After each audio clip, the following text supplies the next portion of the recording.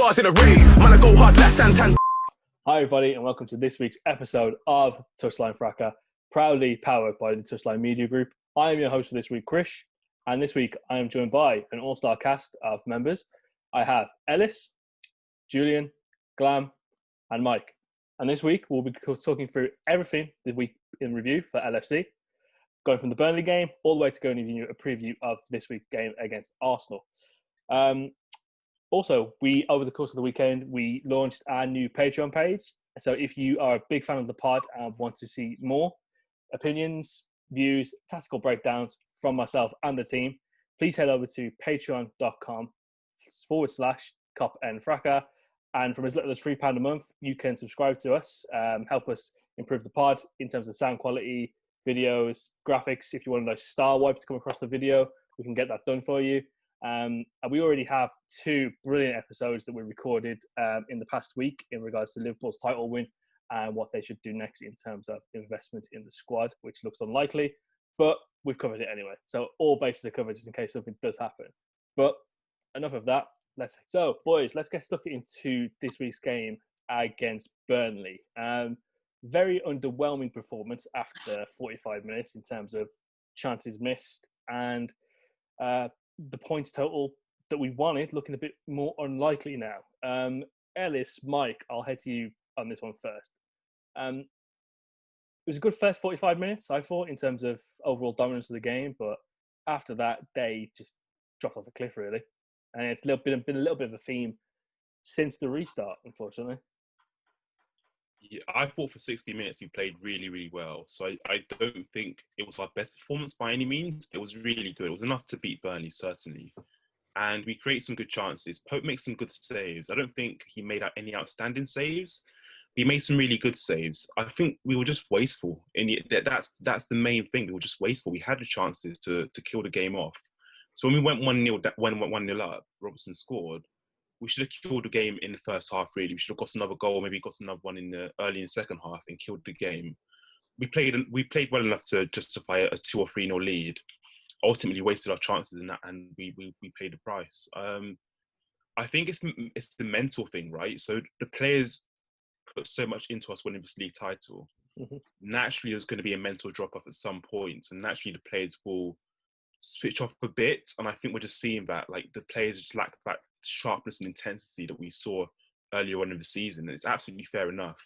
I think moving forward, we have 3 games now. So you have Arsenal, Chelsea, and Newcastle.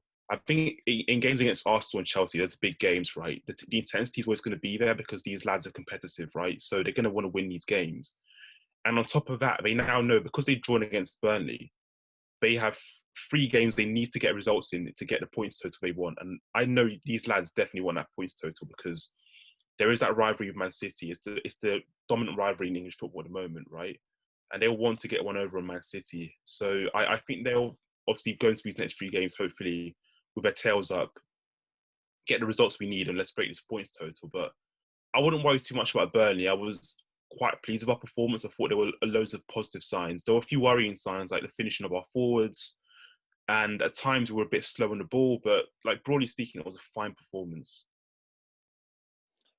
Yeah, El, how do you feel about what Mike just said?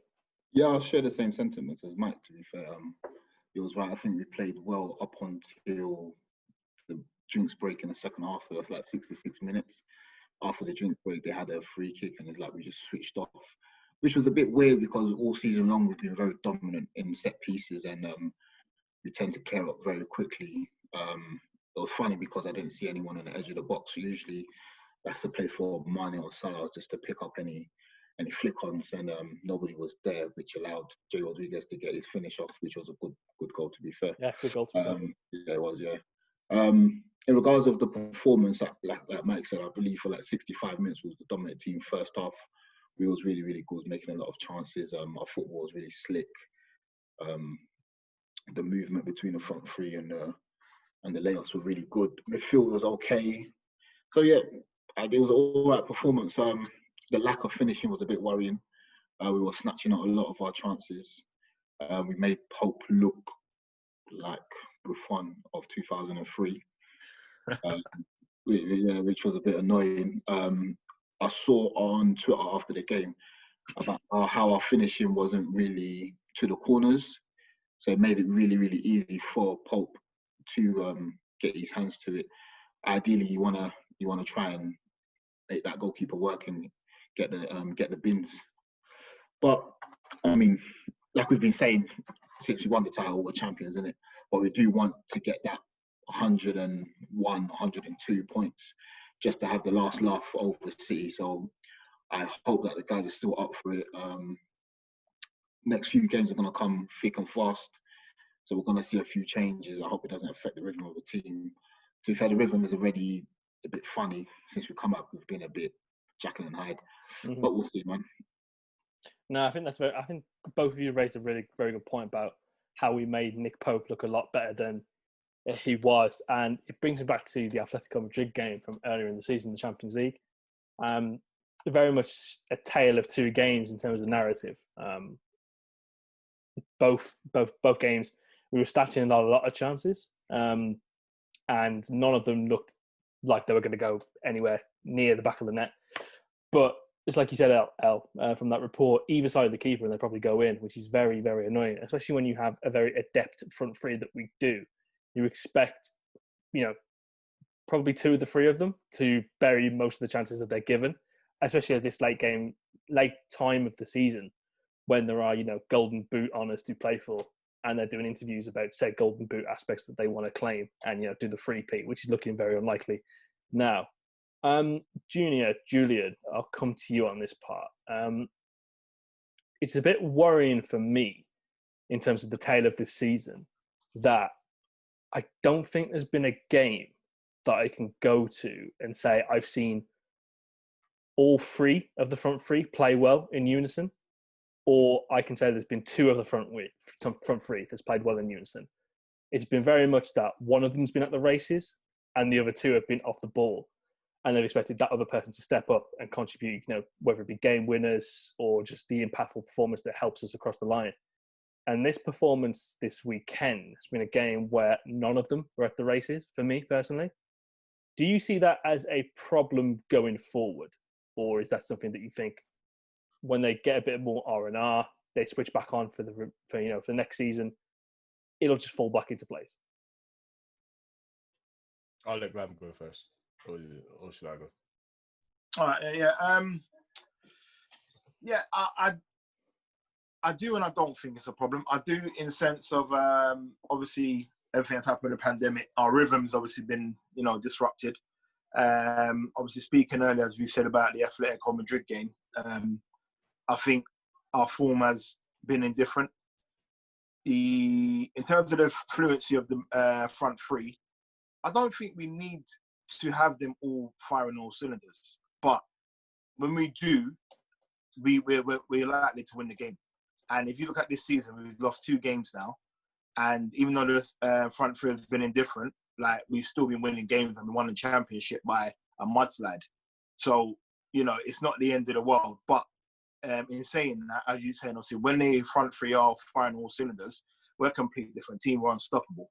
Yeah. And I just think with being at the Champions League, that has contributed to the fact that we haven't been, all guns blazing. Because, as I said, when we went to the, I won't try to pronounce Atletico Madrid ground, but when we was there, we just weren't at it. We just weren't at it. And I just think, that would have been a major difference. And obviously we took them to Anfield and we got the goal, but we just wasn't, at it. So I'm not worried about next season in terms of that, but it's a good food for thought that you brought up the fact that we would rather see them more sooner than later firing and obviously guns blazing. Yeah, I think there's not been a performance of note that I can think of where all three have... No. It's a bit of a strange one because I think when you look at it, 17-18, albeit the weird season that it was, all three of them looked like they had the kind of telepathic relationship with each other. They all knew where each other were. They were filling in. The interlink play was just there. And you fast forward 2 years later, it looks like it's not as strong as it was. It looks like in terms of, Salah's stronger with Trent in terms of that combination, or Mane stronger with Robertson in that combination. And Firmino is stronger with, not putting the ball in the back of the net, unfortunately. Yeah. Yeah, no, I think obviously before I let Julian go on, one thing I will say between, I think Bobby Firmino with his gameplay, he's unselfish, like where he sacrifices for the two players either side of him. I think with Mane and Salah, it's a complete different thing where it looks sometimes more like they're competing against each other. So when they're doing that, the gameplay where they might slot in Firmino or slot in each other doesn't go to plan, and then they rather shoot. Like we know Salah's got the most shots, 122 at the minute. Mane's obviously in the 70s, 80s, but I just think that they need to start being in a place where we're unselfish, like Firmino. Because I think if they passed more to each other like Firmino, the fluency would be there. So that's one thing I can say about Bobby. You know, he's very unselfish, like in his game. I'll give him a little bit of slack because you know we're going to delve into it a little bit into this pod. We'll delve into it more on Patreon at some point in the near future. The first half, I think he played really well in terms of the link-up play, bringing people more in, and that's where you see the benefit that he brings playing number 9. But again, you look at the second half, and you can see the whole not scoring at home thing is creeping into his mind, and I think it has been for a while because he's scuffing at chances, and the one he had where he hit the post, a little bit more venom in the shot, back of the net, 2-0, game over. So that is a slight concern for me. You know, whether that pulls himself into next season. Do you think the front the players could help him more though? Because I personally I do feel a bit where there's been chances and they could slot him in and he hasn't been given the ball. I'll be honest. Don't get me wrong, he has missed chances, but there's been games, especially the last game, and you know, I feel like Firmino's in a better position, but either I don't know if it was a trust issue or what, but he hasn't been given the ball. Whereas on the other hand, Firmino would slide the other guys in. Yeah. So I think, you know, that home thing playing on his mind, I think maybe the players can do a bit better. Maybe they can't. I don't know. It might be a bit harsh, but no, it's a fair point. I think at this stage as well, both of them looking to try and improve the goal tally in terms of getting going for the golden boot. That might be a bit of a factor, but no, that's a fair point. Julian, I'll come to you now. I've even forgotten what the original question was. What was it? Sorry. I even forgot, man. Front three. You know what, over the last couple of days, I've been doing a little bit of analysis, on the last 3 seasons of this front three being together. And when we actually think about it, with what you said about the front three not working in tandem, I don't even think it's been the last season. I think it's been about last 2 seasons even, where I don't think there's been a lot of games where the front three has worked in complete tandem. I don't think we've seen that since 17-18 actually. And with 17-18, weirdly enough, that was a year that Mane was actually quite poor when it came to goal scoring. So I think maybe it was Firmino that picked up that slack in 17-18 as compared to now. But in terms of like fine margins, as we saw last year, I would say, it is a concern. But then again, what we've been doing over the last 2 years are complete anomalies even within the league. So you just got to weigh it up. But it's not even a case of, does it affect Liverpool or does it affect our chances of winning? It's a case of just being, as a player or as a Liverpool player and as a number 9, what are we watching? And what we're watching is a man who gets a lot of chances. I think he's behind Gabriel Jesus and who else up front? Gabriel Jesus and someone are just ahead of him in the most chances missed this season. And I do get that he's not a shooter, but come on, like there's some games where not yesterday, sorry, Burnley, for example, where you would want, where your Salahs and Manes are not up to par. You'd want your actual number 9 to be able to shoot. Like it's not a crazy tall task we're asking from Firmino, especially a player of his quality, because none of us actually do say we want him out of the team at all. Like we never come in and say, he's terrible, he's shit, he's this, he's that. We just like, nah, his goal scoring and what a number 9's main function is to score isn't up to scratch, and it isn't. And anyone can pretend it is, and they can lie to themselves and say he's the system, and they can lie to themselves and say that even this season that we're winning things because of him. Not saying that he's not played a part, but this is kind of a bold statement, but if he was to take out Firmino's goal contributions out of this season, do you honestly think we wouldn't win the league? I would say no. Yeah, I would say no. what about performance though, in terms of how we have won the league though? But how many games could you say Firmino has performed within the league to say that, okay, this is the reason why we're winning the game? Because I can see, for example, when Henderson is out of the team, we can see the obvious like, okay, our midfield cannot hold the game together, cannot function, can't even like, can't hold on to anything. But when it's Firmino and his presence in the team, and I get with, when Origi comes in, because Origi's not the best example. When Origi comes in, the drop off, the quality is poor because his link up play is nearly non-existent compared to Firmino. But I don't think there's a lot of contributions that Firmino has had this season. Or he's had enough contribution for us to be like, okay, this title win is because of Firmino. No, I think what you said, how you said it there, it suggests that you think Henderson's more important than Firmino. I disagree. Facts. I'd much more of a miss Henderson and keep Firmino than the other way around. Do you know why you say that? Because with Henderson, we have more options to fill in, like adequate options to fill in this place. But so you're saying, so if we had the season without Firmino, yeah, you think we would have been forming how we was now? No, because I'll say that because the drop off between Firmino and Origi is too deep. Like, okay, so I'm saying, yeah, so he has contributed. Yeah, no. I'm not saying he hasn't contributed. Julian, I think you're being a bit harsh, to be fair. No, I'm not saying he hasn't contributed. Do you know what I mean? Like, it's like, right, take him. There's definitely games where I think in clutch goals he's definitely turned up. Wolves away. Name them. Wolves away, Tottenham away. His performance against Burnley, Southampton, he was brilliant. My thing with Firmino is this, right? Firmino is an exceptional footballer. He is brilliant. We all love him to pieces. But his goal scoring output is poor. Firmino contributes like so much in terms of our systems, the way we press. But his goal scoring output is poor. And it's not just because he's being unselfish. He's actually missing big chances. So like Julian points out, he's only below Abraham and Jesus in terms of the most big chances missed. Yeah. Like he's having chances, he's having shots, he's just not very good at taking them. And it's like, it's weird. This home form is really weird because like away from home, he's actually got a really good record. I think only like a handful of players have scored more away Premier League goals than him. He scored 8 goals away from home. That's a brilliant record. Mm-hmm. But I do think at home he's missed some chances, and there's nothing wrong with saying that Firmino is a brilliant player. He's exceptional. He contributes to the way we play, but he should score more goals. That's an absolutely fine critique of Bobby Firmino. I don't think there's anything wrong with that. So actually, no, carry on, Mike. No, I was going to say, that. War crime to criticise Firmino. It's like you can't criticise him because he's a system. It's like we can. He's a brilliant player, but there are some areas he can improve his games.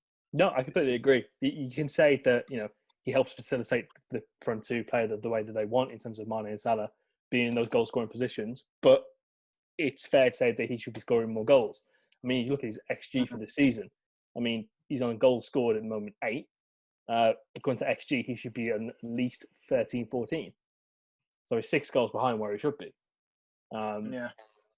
Which is, it's a slight concern because if you look in the bigger picture of how we played this season, it's not mattered. But there are going to be games next season. I think. But let's just say hypothetically, the back four goes to complete shit.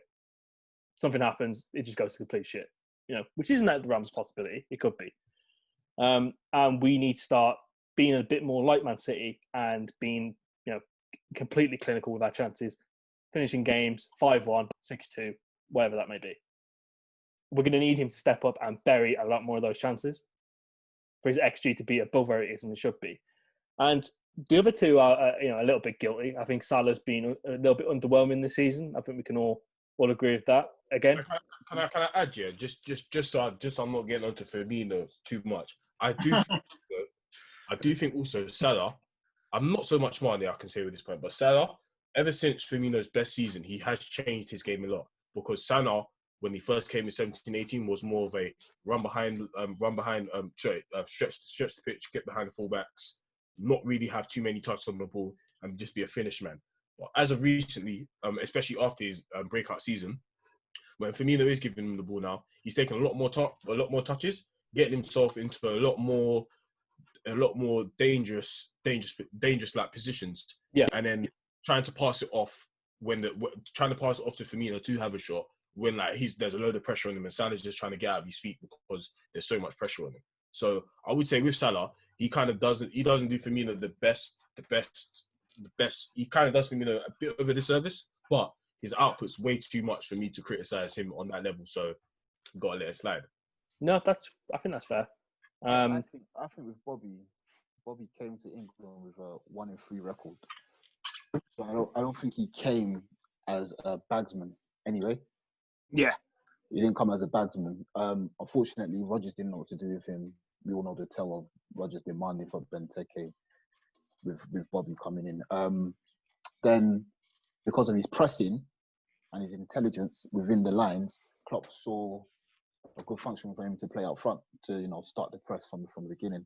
I think with Bobby, it seems like, I don't know, maybe I'm being harsh, but with Brazilians, once Brazilians get past like 26, 27, they decline.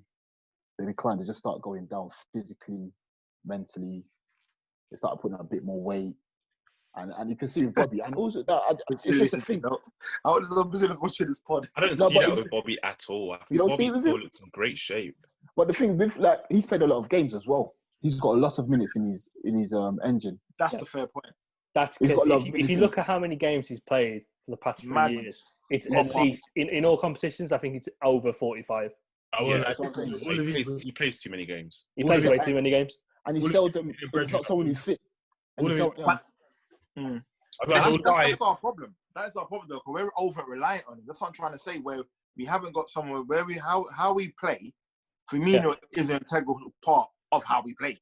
That's why he has to play. That's a good point. That's why I'm annoyed we haven't played Minamino at all. We haven't given Minamino like 60 minutes in the Firmino role to see how he does. I don't understand why we played Origi against, who was it? Was it Villa? Villa. Why didn't we play Minamino in that game? Just give him Minamino 60 minutes in that Firmino role, see how he does. Because to my knowledge, Minamino plays well in that central role. Yeah. And he operates in a similar way to Firmino. Obviously not to the same level, but in a similar way. Why not try that out now? I can understand why he didn't play him against Burnley. Because of course, I don't want to go up against Phil Barsley. Fucking hell. They would have bullied him, man. He'd cripple you. Bloody hell. But I think the Villa one is a very, very good point. I mean, from what we've seen of Minamino, especially in the game he played against us, very intelligent footballer, can move between both centre backs and get in these nice positions, which is and he grafts hard, which is exactly the type of profile of player that we need for someone who can deputise for Bobby. If it's not going to be him, then I could see it maybe being a little bit of a case where you take a little bit of reliance off Bobby and you say, okay, what I want you to do is not goal hang per se, but just be in and around the box and just get pure tap-ins, and we'll have someone like who I thought did a really good job of bringing the ball out of midfield and triggering the attacks and just being a lot more authoritative in how he played in Curtis Jones. We let him be a bit more of the water carrier as opposed to himself. So let's move into that conversation about Curtis Jones and Neco Williams, about how they played at the weekend. I think Curtis Jones, I thought it was quite disappointing he came off, in all honesty. I was enjoying the way he was playing. I don't say that. No, family, he looked really good. Do you know what I like about him? He's just so confident, man. He's like, he's getting the ball, he's dribbling, like, Mal try to get close to him, he just hold him off with his hand, and it's something refreshing in it to see a young kid do that. Obviously, we're desperate for him to play well because of the star boy thing, and obviously, a man like Greenwood is lighting up Old Trafford, so we want our guy to try and light up Anfield. But yeah, his performance was really good. I really enjoyed it. He had a few shots. I think he had a couple chances in the game.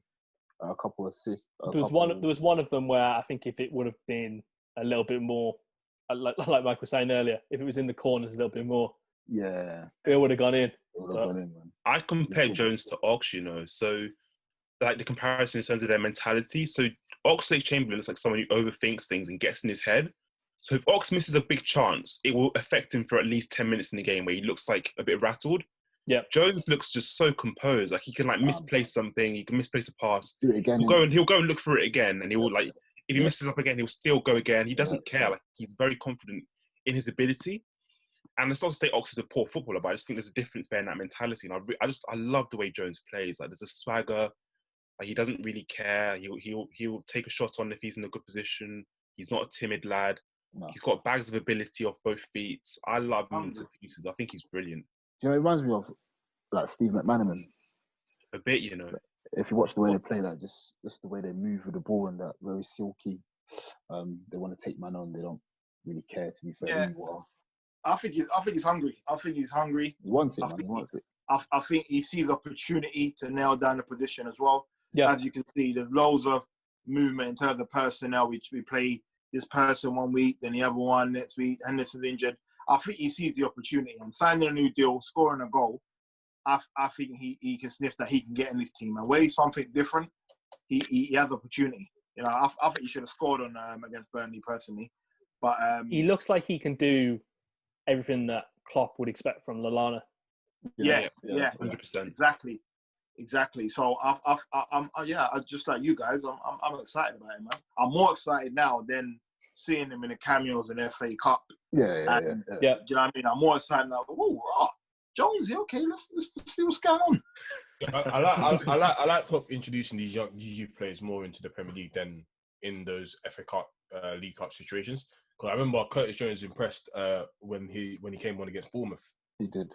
And he was really good then. I was like, I'd rather have Klopp bred them in this way than dashing them into the random game which no one wants to play anyway, which the whole club, none of the fans, none of the players really care about. So yeah, that's good to hear, man. I didn't watch the game, but yeah, it's good to hear that because I think he had a cameo against during the lockdown against someone. He didn't look very good.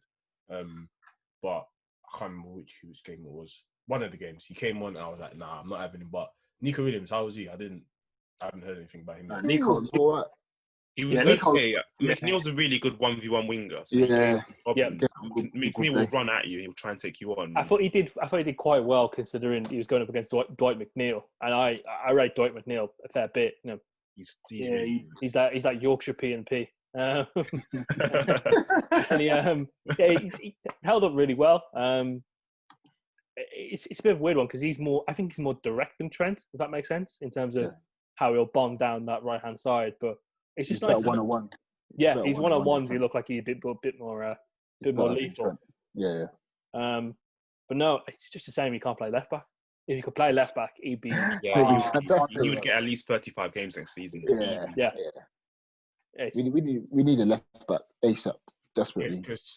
Seen him at left back against. He was getting. He was getting. Yeah, Lamptey was pumping him up, fam. Yeah, I felt sorry for him, man. I felt so sorry for him. Yeah, games like that, it's like, oh man. The thing is, Lamptey was so relentless as well. He was like, well, "You want some more? Yeah, I'm gonna run past you one more time." Lamptey was like a train, fam. Hey, you know that picture. You know that picture, yeah, of the black youth whipping the white youth with Martin Luther King in the background. That was Lamptey. Just like, Lamptey was having him up. No, but Lamptey looks a good player, but Lamptey's really stocky. Yeah, he looks a real good player, man. I'm surprised Chelsea didn't keep him on the books. I don't know. Yeah. Chelsea kept Reece James and let Lamptey go. Hey, I'm not a Chelsea fan, so I don't know. Some of these, not a Chelsea pod, but some of the Reece James memes from the other day were quite funny. I gotta say. Then let's just say we're lucky that this is a Champions Only podcast because boy, oh my god, I was under the bus, bro. That was freezing. That you with braids, yeah. Let me not say too much, man. Let's move on, man. But I think Nico will get a lot of games next season. Yeah, I think he will. Yeah. He's like Jones. He's very confident in his ability. Like, he doesn't look like someone who will get phased easily. Yeah. And I think the young players that are coming into this side, they need to have that temperament. They can't, because we're an elite side now. We're one of the best sides in the world, if not the best in the world. Yeah. You cannot come in and be timid. You have to be assertive and you need to be okay with, if someone gets injured, you need to be okay with being dropped in a game against Chelsea at home. Yeah, you need to be okay. You need to be okay with that and ready to go. I do want to say though, even though as amazing as Klopp has been this season, he has to be a lot better at integrating the youth in the next. Like, I don't want to see fucking Milner at left back instead of Nico Williams or Hoover. I don't want to see Gomez at right back instead of Nico Williams. I don't want to see Lallana. I don't even want to see Lallana play next year. If he's here next year, I want to be really. He's gone. No, he's gone. He's gone. I think he's got. I think he's gone. Yeah, he played the last game. Pop You know what? Julian? I agree with you.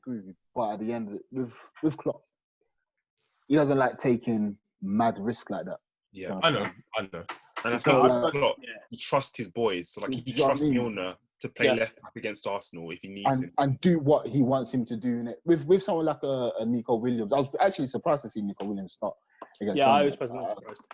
So that you can try it because there's less pressure, but when there's pressure on, I don't think Klopp is a guy where he feels that like he's not ready, so I'm not going to try it. Yeah. If he's not ready, I'm not going to try it. But I feel that now these kids are kind of ready because he's been talking about it a lot. So I think they will see a lot of game time next season. But you're right. I do think Klopp does it for their sake as well because, for example, against when Nico Williams was playing against Brighton, you saw that. Yeah, boy, when you play and you can't miss it's techie, bro. It's techie, bro. I felt bad for him against Brighton because it's so clear he's not left-footed whatsoever. So every time he's attacking, he's having to cut back, pull it on his right foot, and then put the ball in. And then obviously Lamptey was just, I can't remember the field day. Lamptey was relentless. He actually started well that day. I thought Williams. He started well. He started well. I was like, okay, Williams, okay. And then Lamptey just got warmed up and started flogging him. The thing with that Brighton game, like what pissed me off as well is that he wasn't getting no help from Gini or Ox. That is so true. Yeah. That's a lack of Henderson on the pitch. Yeah. Fam, nobody was. No, Hendo played. Oh, did he play? Oh, was he like doing that thing where he drips on the right? Yeah. But no, Hendo was playing in 6, but Gini was playing on that left-hand side of the middle. No, it wasn't Gini, was it? Was it Gini that day? Yeah, it was I thought it was Naby and someone else. That was Villa. Was that Villa?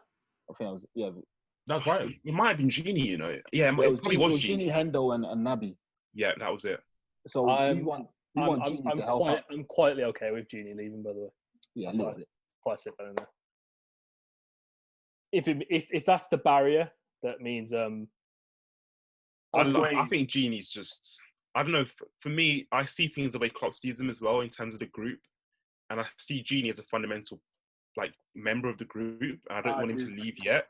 And Lovren's always also one as well, man. But you got to make some hard. No, Lovren's a bit different. I think Lovren, his presence in the side is a worry. I think at times, his very presence in the side for me spreads nervousness. Whereas Gini Wijnaldum, he can be inconsistent. He can mess up sometimes. He's broadly speaking a really good footballer. Yeah. You know what is with Gini as well? Like you're done with him for weeks, and then he does that one performance. On him again. Oh my God! This is why we love you, Gini. You can literally be on the ledge thinking, all right, cool, I've got my ticket, I'm out, I'm gone, and then he'll come back with a mad header. Yeah. Barcelona at home. Yeah. 2 goals away. Sometimes he even just has a mad game where he just holds onto the ball well, and you're like, all right, we see what Klopp team is for that 4-1 game he's gone, and he does it again. He tricks us, man. But Gini's a baller, though. Gini's a baller, but he has to stay. He's the mainstay, man. He's part of the furniture, man. I agree. You know what is a Gini at this point? It's just a point of just cashing in on him. We know. I think this is the best he's gonna get, and I feel like he's at the stage where he's replaceable. He's replaceable. We're able to get a good price for him, and it just at this point it makes sense. But if he stays, do you think he's placeable within a squad, or you got to sign someone? You got to sign someone. Sign Jack Grealish. Who though? Who? Sign Jack Grealish. No. I think if it's for me, you're trying to replace. I would take Jack Grealish because Jack Grealish is really good at holding on to the ball and progressing the ball like Wijnaldum. I would take him. I would take him. That is a live look at our WhatsApp and Discord group on a near daily basis, if not hourly. But yeah, I think if you're gonna let Gini go, you'd have to bring someone who can either replicate the same thing he does in terms of work rate, which is And that's why I think Klopp ain't easily thinking. Nah, Klopp's looking around and thinking, boy, I ain't let the man go unless I've got a replacement. Yeah, but I think for me, if the only thing from stopping Thiago coming is Gini, then I'm kind of like. Well, yeah, if that's the case, obviously he's Thiago every single day of the week. Yeah. Thiago's a much better footballer than Wijnaldum. But I will not lie to you though, Thiago and Wijnaldum are around the same age, if I'm correct. Yeah, they are. 29, both 29. You know what, yeah? If Klopp decides to keep Gini Wijnaldum over Thiago, I wouldn't be mad, because around the same age, for Gini Wijnaldum to have the intensity he has for a Liverpool side, that would be needed more in a sense of Klopp's title defence than a Thiago's creativity in passing the ball and trying to create chances with, in my opinion. I think for me, if he gets it would make sense. I think the Thiago thing makes a lot of sense, because as we're seeing, we're going to be without Henderson for the remainder of the season. The leadership thing apart, where it was massively obvious on Saturday that we missed him from a leadership point of view. I think stylistically, if you had someone like Thiago to come in and then play the 6, you can then not really have a problem being handcuffed to having to play Firmino and Wijnaldum, which I think we're going to have to do for the remainder of the season. I can't lie to you, this leadership stuff is so overstated at times, Like, at times. Not all the time, at times. Because, fam, I'm seeing Man United laying man down with Vibes FC, fam. Pogba and Bruno Fernandes just vibes in. It's true. I disagree. I disagree. For a couple of games, I'm sure. The reason Brentford's good for United is he's a good character. Like, he's someone that's infectious in the same way Henderson's infectious. So Henderson will chase and press and run around and chase those causes, and so will Bruno Fernandes. And that's the leadership I think they display on the pitch. Like, they lead by example in terms of their levels of application and their work rate. I agree. I agree, man. Like, for me on Saturday, when we've gone down 1-1, when they've equalised, for the next 25 minutes, we just looked like headless chickens. We didn't know what we was doing. Yeah, there was. I don't think that that water break, that tactics break, helped at all. They need to get rid of those, by the way. They do. It wasn't even Seriously, why are we having them now? It's ridiculous. It's ridiculous. I think these footballers they've got to the level now. Get rid of it. Like, and really messed up our flow. They're campaigning it maybe for next season as well. So Gosh, I hope not. Really, joke. I don't know. But in regards to the leadership thing, I feel like, I know Glam's gonna eat me raw here. Pause. But I don't think I said pause, man. I don't think Van Dijk is the captain that we need when Hendo's not there. Of course he is, man. Because he should be captain. Van Dijk calling you right now, Ellis. Yeah, I know. It is. He's pissed off at me. Now, you know what it is? With Van Dijk, yeah? Van Dijk likes to do his job and make sure his defence is on point. I also think I think in today's game, I think it's very difficult for a centre-back to relay the message across the pitch as well. It's hard. Yeah. Do you know what it is for me? My thing is just the role of being a Liverpool Football Club's captain is much more than what we see on the pitch.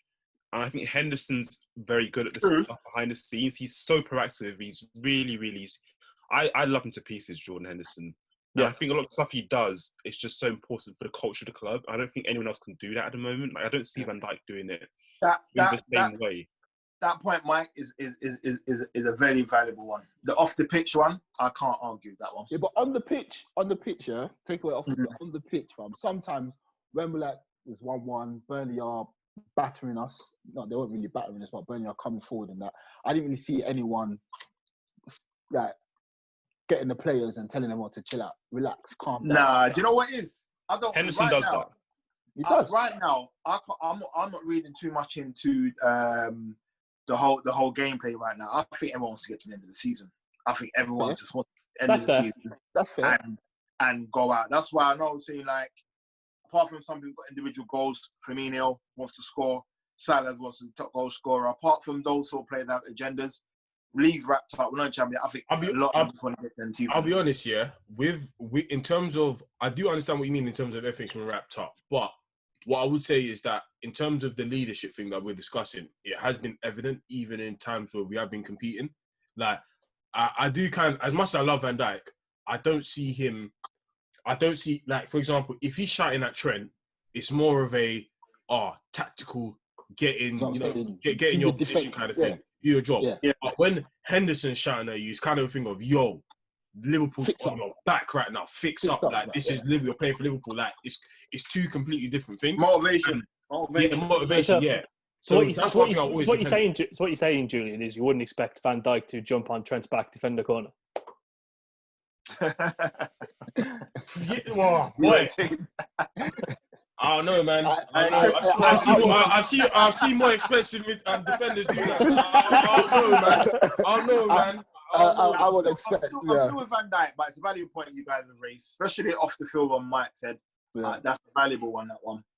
I think you can see I think you can actually see at every level of the pitch there is some form of vocal leadership.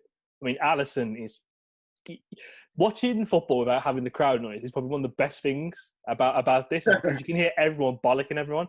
And Alisson, is that how you watch it? I can't stand it like that. It's brilliant. Is it?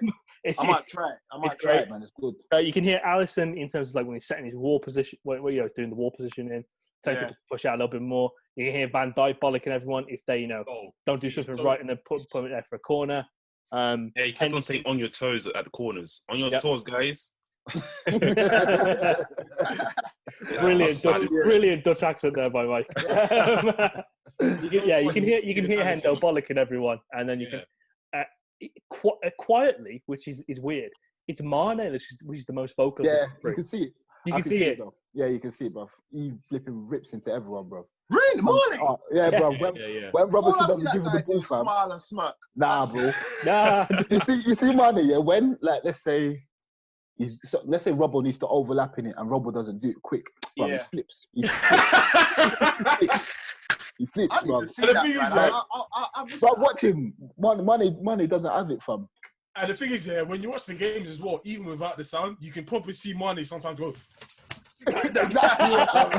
You're thinking, why is he doing that? And now you're actually hearing it, It sounds funny, bro. You know who you could also hear as well? It pains Salah when he misses the chance. You can actually hear it. When Salah all the time. Screaming, fam. Ah! Like someone died, fam. Every time. It's so good hearing that. I can't lie. I love it. And it's so funny. It's so funny seeing fans, actually hear what footballers say to referees after the games when they go to them. Oh, that was so funny. Yeah. Everyone was I can't believe this. This is the champions of England. There's no class that fam. I was thinking, do you just think these men always go up to the referee and they're like, oh yeah, great game, ref. Well done. No, it's more than that. Thank you, sir. No, sir. Yeah, I love how Robertson. Yeah. I love how Robertson switched when he said penalty. I love that because enough is enough, and it's so refreshing to see a footballer, a professional, get frustrated as we are at home and clear-cut decisions are not being made. I love that. I mean, I don't think it was a penalty, but it was nice to see him get angry because he cares. He does care, and I love to see that. I can see. I've seen it given, and I've seen it not given. It's one of those. It's just not a penalty for me. Like he gets the ball and he catches Robertson on the follow through. It's not a penalty. I thought the referee was. I thought the referee was bad at the weekend. He was poor. He was. This is a theme, though, Christian. This is a theme. He let the man handle Alisson at every corner. I don't get how they can get away with that. And it's always Burnley. It's always Burnley when they're doing the fuggery, as the British government likes to say. No, true, because there was a point where Eric Peters literally pinned him down to the ground. I was like, come on now. Yeah. This is abuse. What's going on? what's happening here? What's going on? If I was Alisson, I would have just taken off my gloves and walked off the pitch. That's ridiculous. What's going on there, man? Yeah, that's a pod in itself, to be fair. Standard refereeing in this country. It's so bad. Awful. It's really bad. Abhorrently bad. And it always makes me laugh when you're watching like a Soccer Saturday or something and they always do the lazy cop out of saying, it's VAR's fault. What's going on with VAR? Yeah. It's like VAR is a mechanism which is man-powered. It's the person behind VAR that you need to have your beef with, as opposed to the system itself. So. Apparently, there's a good ref in the Championship. I don't know his name, but they're talking about it on obviously on one of the radio shows. I won't big them up and give them any glory, but apparently he's really good and efficient. He actually uses the monitor. And they're so impressive, they don't understand why Premier League ain't called him up. I need to find his name, but apparently they've got one there that's really, really good. And he uses the monitor. Okay, get him up now. Yeah. I don't know why they don't use the monitor. Does anybody know why? No, I've seen it used twice. That's it. They trust the decision. Apparently, I don't know, their first viewing of it, they get feedback from obviously the office, and then they have confidence within their team who's in the board office to take that decision. Unless they're unsure, they go and go to the monitor. It's got to be a weird one, isn't it? I mean, you obviously trusting someone to either overturn the decision or back up your decision. If you're on the monitor going, all right, why is he taking so long? What are you doing? And the guy saying, I'm drawing some lines to make sure it was offside. If you're hearing that, you're like, oh, for fuck's sake, just give it. Or, this is what I'm saying, exactly. Like, I love you lot to bits, but at the end of the day, if I see one thing, you guys turn up and say, oh, fuck this, I'm going to the monitor. God, look, these guys are telling me something else. I'm going to the monitor, innit? Simple. Yeah, facts. And see it. No, it's true. So we have a fairly big game against Arsenal in terms of us chasing. Massive, bro. Wait about fit. Massive game, bro. Snatch them up, bro. There's a lot more online for the London-based members of this podcast, more than myself, in terms of bragging rights. Go on, Archie, man. It's not a massive game, man. A regular whipping, boys. Right, man. I can't lie. Give it to them. Give it to them. Vibes, man. Just vibes. Gonna go to North London, have a quick drink up in North London. Vibes, man. Vibes. Quick night out of the carpet. Yeah, man. Quick night out of the carpet. A quick guard of honour. Just rave it up with some London babes and vibes, man. Quarantine's over. Just vibes down there, man. Can't lie to you. Just light work. Regular. You're not saying the party finish at midnight, you arrive at 10 to 12. Them ones. Yeah, fam. Yeah, man. Yeah. Come on. Okay. Yeah, tell the bartender, yeah, get me a quick bottle. Quick bottle. Yeah. Quick 2 bags.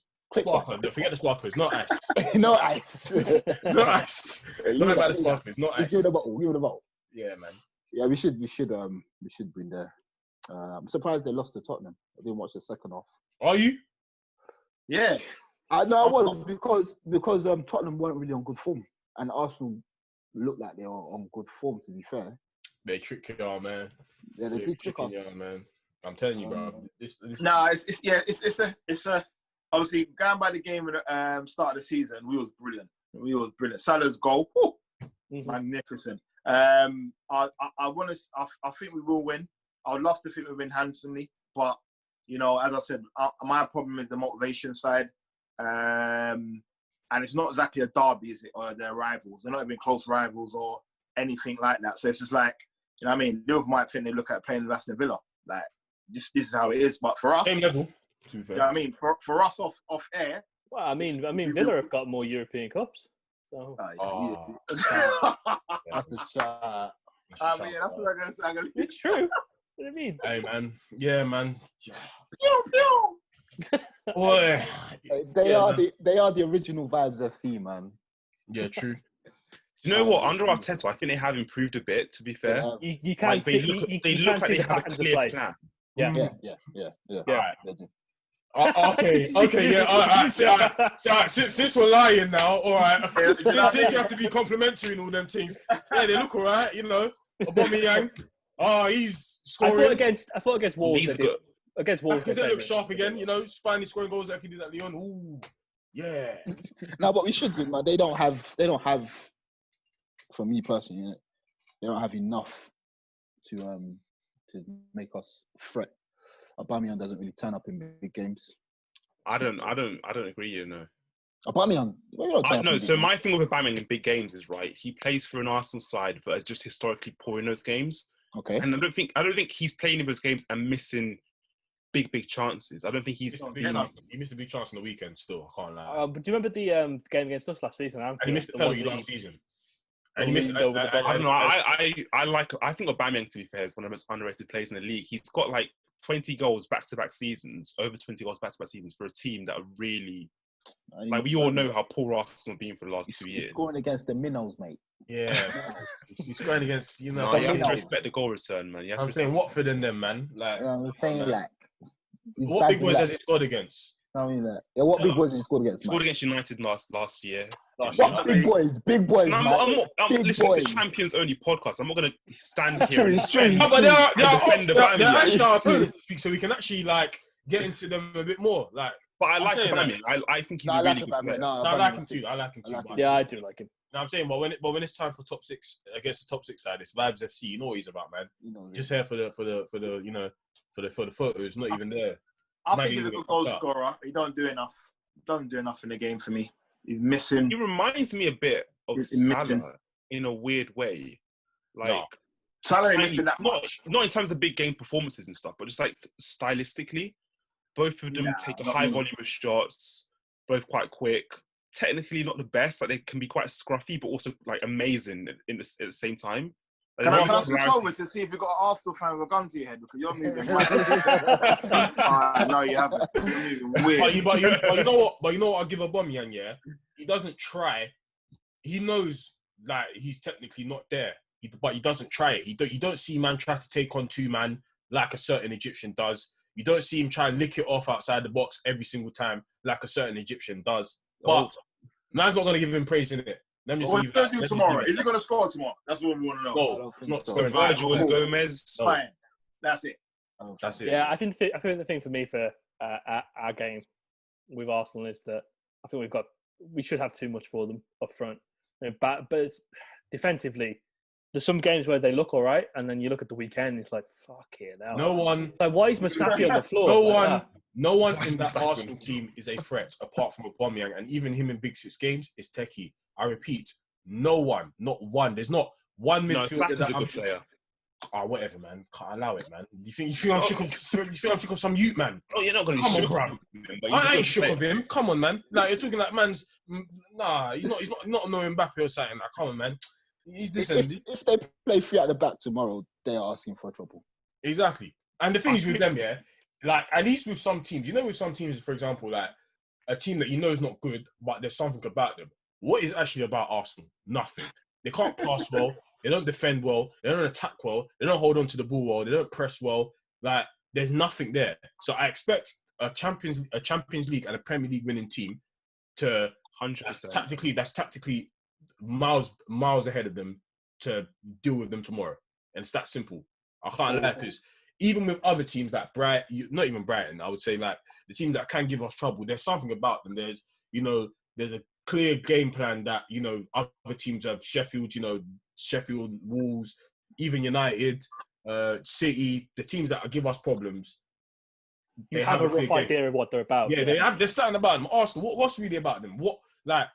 Since lockdown, what have you really seen for you to be like, oh, you know what, they might give us a hard day tomorrow? Nothing. Nah. Yeah, it'll be our own. Yeah, agree. It'll be our own doing. It'll be our own doing. I think that'd be a good place to from that war dub there from Julian to sign it off for this week. We will be for Patreon members. We will please do subscribe. We will be doing a post-match show after the Arsenal game, regardless of the result. So if you want to see us laugh as much as we have today, cry as we have done on previous podcasts, and just cuss people out in general, really, please do head over to patreon.com/Kop End Fracas, and subscription. You can have access to all the content that we have on there. It'll be a good time, and of course you'll have access to the Discord, which we are all members of. It's always a good, lively time in terms of the debates we've got going on, and that is just a little bit of a taster of what we do in our WhatsApp group on a daily basis as well, in terms of the daily arguments, which are always a good time. But yeah, thank you for all the support, and we will see you next week. Appreciate it.